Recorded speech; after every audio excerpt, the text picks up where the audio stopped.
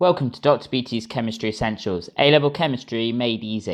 In this video we're going to be looking at mass spectrometry that spans both year 1 and year 2 of the A-level chemistry course. In terms of mass spectrometry in year 1, this is usually combined with elemental analysis and infrared in order to allow you to deduce a structure. Whereas in year 2, then you can use both infrared elemental analysis and then also the proton nuclear magnetic resonance and carbon NMR as well. So as a technique, it can be a really useful jigsaw piece in order for you to basically put all the information together to get the actual structure that you're interested in. So what happens in mass spectrometry is that you take an unknown sample, place that into this device here, which is known as a high resolution mass spectrometer.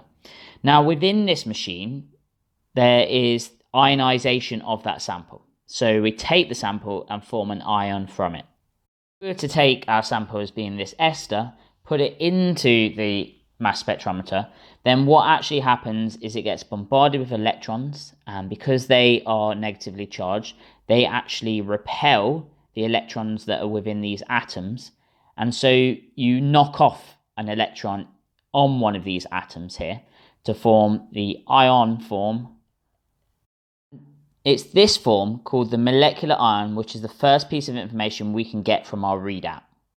That is the molecular ion peak. Now this typically is the peak that is furthest to the right, okay, so the largest number, because your sample at this point here is as large as it's ever going to be. It gives you the M plus peak is directly correlated to the MR, the molecular mass. Really useful because it allows you to know the exact weight or mass of that particular compound that you're looking at. Now, sometimes you may see a secondary peak, actually more to the right than the molecular ion peak. Peak that is just that bit further to the right here, so this would read at 89, is known as the M plus 1 peak. The reason this arises is if you have an organic compound that has lots of carbon in, like this ester here, then carbon naturally has about 1% of all its atoms are the isotope C13. The 99% of the atoms are carbon-12. So this peak here, the 88, is due to the 99% of all carbons being carbon-12. And statistically though, we're going to get about a readout of 1% of those compounds being that bit higher, and that's why we see this very small peak relative to this peak accounted for these C13s. The important thing to deal with this information is to ignore this when taking into account the molecular mass, the MR. So the M plus 1 peak, you should be aware of it, but it's not really useful. You should always be using the larger molecular ion peak in order to gain information about the molecular mass. The third piece of information is to do with all the other downward peaks that you're going to see. So all the other peaks to the left. Now these peaks arise not because you necessarily have an impure sample, but because this molecular ion, once it's in this ionic form, it's very unstable, and so it breaks down into smaller fragments. And those smaller fragments are shown here. There are some common fragments that you should be looking out for. This is a list of a few of them, and so each time a methyl group splits away from our molecule, then it itself weighs 15, and then you deduct that amount away from the molecular mass of the whole molecule. If we were to look here, you can see we have a CH3 here. So basically our molecule would split into two. Interestingly, when these fragmentations happen, one of them will be positive and detected. So only things that are positive get picked up by the mass spectrometer. And then the other one is going to be a free radical. Now, free radicals, they will have that little dot on, if you remember from free radical substitution. Now, it all depends, and there's not a hard and fast rule for this, but you've just got to then think about the data that you're given. So it's clear here that we have a fragment here 15. Now, it could be that this CH3 has dropped off and left the other thing behind, but let's just go with this cutting and this fragmentation here. If we make this fragment CH3 as the plus fragment, then our other fragment must therefore be a free radical. So, based on this logic, only the positive thing will be detected. So we know from our common fragments, and this is just the mass of a carbon, which is 12, and 3 hydrogens, which are 1 each, sum is 15. We know that this 15 here is a CH3. Really important, and this is often where people go wrong in the exam. Remember, it's only positive things that get detected, so you need to put a positive above here. Anything you reference here has to have a positive. So if you're talking about the 88, it has to be this molecular formula with a positive on it. Now, if this was to be detected, then what we would expect is 15, the mass of this unit, to be taken away from the molecular mass 88. So that's 88 minus 15 is 73. We can't see any peak at 73, so we know that this isn't actually one that's been detected. So this is likely to be the radical. Now let's turn our attention to this peak here, 29. Going off what we've talked about earlier, we know a common fragment is basically an ethyl alkyl group that has fell off, and that makes sense with our structure here, because if we were to cut this molecule here, then this unit here would be our 29.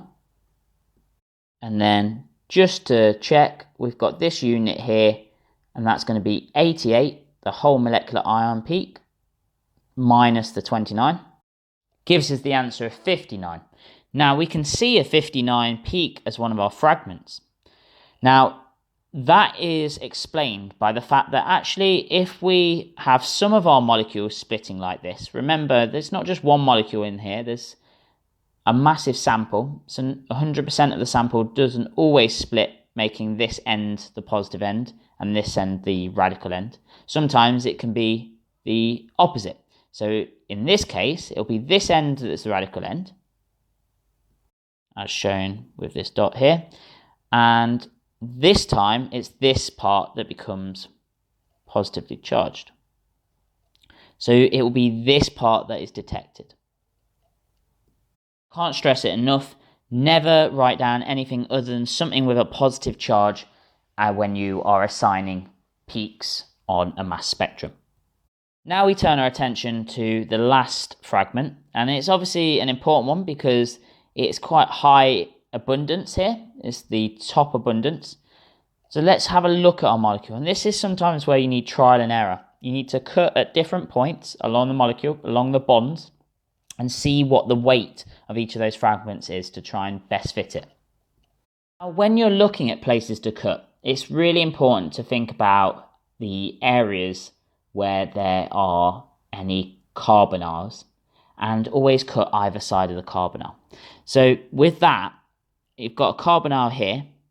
I cut this bond here, and if I draw out the two fragments, all we need to do is quickly total up the sum of all the atoms in both.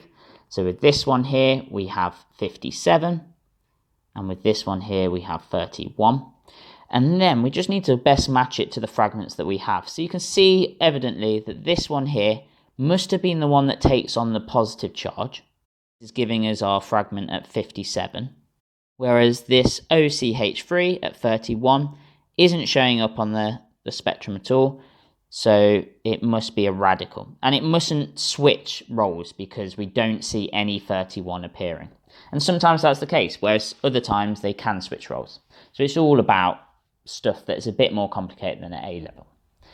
Now, really importantly, you'll notice that a lot of the fragments here are due to us cutting where that carbonyl was. So I just want to reiterate that.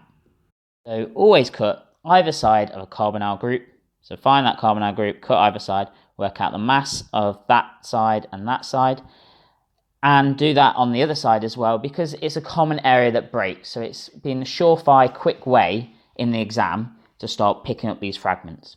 Now you don't need to memorize these fragments as such, this list here, it's just a useful tool, because in the exam you can quickly add up some atomic mass with your periodic table.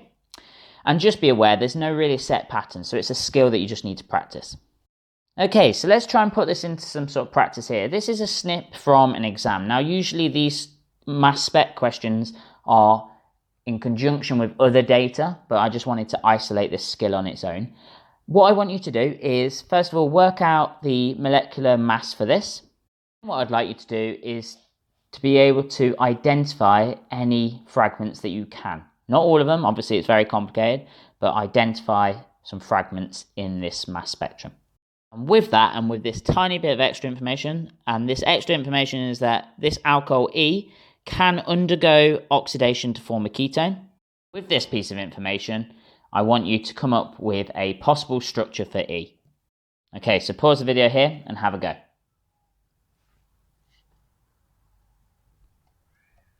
Okay, so firstly, the molecular mass, straight away we should be focusing in on this peak, the highest peak, and this peak here is our M plus peak at 60, and this equates to C3H8O.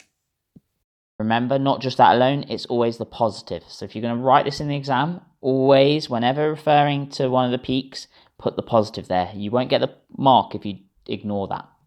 Just worth noting, we don't have any really small M+1 plus peaks, so there's no carbon-13, or it's the fact that this is just so small that it's just not showing up at this scale. Now, the next thing we've got to do is identify key fragments. Straight away, you should be really focused in on this one. Anything that's really large is likely to be really important. So if we read that off, that's at 45. What we can start to do is construct some information here. So we know E, the whole mass of E is 60, and going down to 45, we have lost 15. Now, a common ion for 15 is a CH3 plus coming off, okay? So a CH3 is coming off, and then we're left with our 45 there. So that coupled with some information here from the actual hint I gave you. Ketones have to be made from secondary alcohols. We know we have 3 carbons in here. A sensible structure is as the one shown. Now, if we take a methyl group off this structure, the remainder of this molecule here adds up to 45. So this is the positive ion form of this fragment here. And vice versa, some of the molecules are splitting to leave this side, this as a radical, and the methyl group as the positive form. Hence why we see a peak at 15. What we've done here is we've identified the possible main fragments, particularly this one at 45. We've generated a plausible structure for E, being this secondary alcohol, that fits all the data that's given, including the fragments. Something that you may be picking up is that whenever you've got a carbon to an oxygen, you always cut to the left or right of it to give you key fragments, whether that be a carbon to an oxygen that belongs to an alcohol, or to a carbon that belongs to an oxygen of a carbonyl. So following this tip, always look to break to the right and the left of your CO bond, and then whatever is on the sides here, you just account for in their mass, and you're sure to see that as a fragment.